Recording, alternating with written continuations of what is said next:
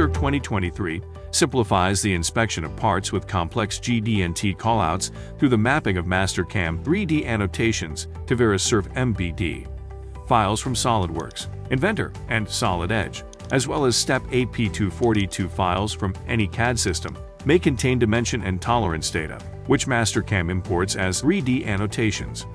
With the new MBD from 3D annotations function, Verisurf converts these simple drafting entities into associative MBD callouts.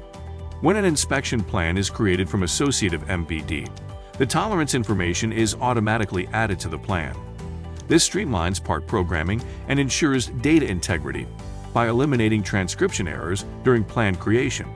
Combined with other tools, such as MBD-inspection-balloons, Verisurf 2023 brings the power of inspection automation to an even greater range of CAD formats.